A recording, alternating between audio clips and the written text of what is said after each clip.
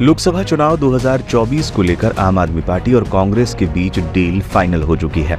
आम आदमी पार्टी और कांग्रेस के बीच दिल्ली समेत 5 राज्यों में गठबंधन हुआ है। दोनों पार्टियों के बीच सीट शेयरिंग के फॉर्मूले के मुताबिक दिल्ली में आम आदमी पार्टी 4 सीटों पर चुनाव लड़ेगी। कांग्रेस के खाते में चांदनी चौक समेत 3 सीटें गई हैं। ऐसे में सवाल उठ रहा है कि आम आदमी पार्टी और कांग्रेस के हाथ मिलाने से बीजेपी को कितना नुकसान होगा। क्या दोनों पार्टियां मिलकर बीजेपी को मात दे पाएंगी या नहीं।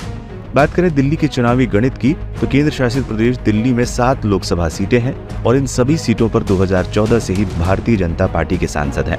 कांग्रेस और आम आदमी पार्टी के नेता गठबंधन की स्थिति में 7 सीटें जीतने का दावा कर रहे हैं, लेकिन इस दावे में कितना दम है। साल 2019 के नतीजे देखें तो बीजेपी ने 56.9% वोट शेयर के साथ दिल्ली की सभी 7 सीटें जीती थी। 2019 के चुनाव में दिल्ली की सभी 7 सीटों पर कुल 1,27,11,236 मतदाता थे। इनमें से 86,79,012 मतदाताओं ने वोट डाले थे। अकेले बीजेपी को ही 49,08,541 वोट मिले थे। 22.6% वोट शेयर के साथ दूसरे स्थान पर रही कांग्रेस को कुल मिलाकर 19,53,900 वोट मिले थे और पार्टी 7 में से 5 सीटों पर रनर अप रही थी। आम आदमी पार्टी को 15,71,687 वोट मिले थे और पार्टी का वोट शेयर 18.2% रहा था। दोनों दलों के वोट और वोट शेयर जोड़ लें तो भी ये 40.8% और 35,25,587 वोट तक ही पहुंचता है, जो बीजेपी के वोट और वोट शेयर के मुकाबले बहुत कम है। अगर 2024 के लोकसभा चुनाव में भी अगर यही वोटिंग पैटर्न रहा तो आम आदमी पार्टी और कांग्रेस के साथ आने से भी बीजेपी की सेहत में कुछ खास असर पड़ता नजर नहीं आ रहा। हाँ, बीजेपी की जीत का अंतर जरूर कम हो सकता है, लेकिन फिर भी 2019 जैसे नतीजे रहे तो इंडिया गठबंधन के लिए एक सीट जीत पाना भी मुश्किल हो सकता है।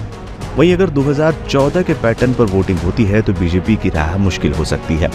2014 में दिल्ली की सभी 7 सीटों पर बीजेपी को ही जीत मिली थी, लेकिन तब पार्टी का वोट शेयर 46.6% रहा था। 2014 में बीजेपी को दिल्ली की सभी 7 लोकसभा सीटों पर बीजेपी को कुल मिलाकर 38,38,850 वोट मिले थे। कांग्रेस के उम्मीदवार सभी 7 सीटों पर तीसरे स्थान पर रहे थे। कांग्रेस के सभी उम्मीदवारों को मिला दें तो पार्टी को दिल्ली में कुल मिलाकर 12,53,078 वोट मिले थे। पार्टी का वोट शेयर 15.2% रहा था। आम आदमी पार्टी को 27,22,887 वोट मिले थे और पार्टी 33.1% वोट शेयर के साथ दूसरे नंबर पर थी।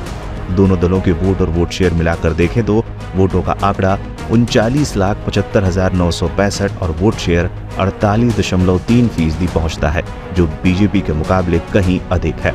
एक सीट के हिसाब से वोट और वोट शेयर का गणित देखें तो अगर 2014 के तर्ज पर वोटिंग हुई तो बीजेपी केवल 1 सीट पर सिमट सकती है। हालांकि ये सब अगर मगर का फेर है।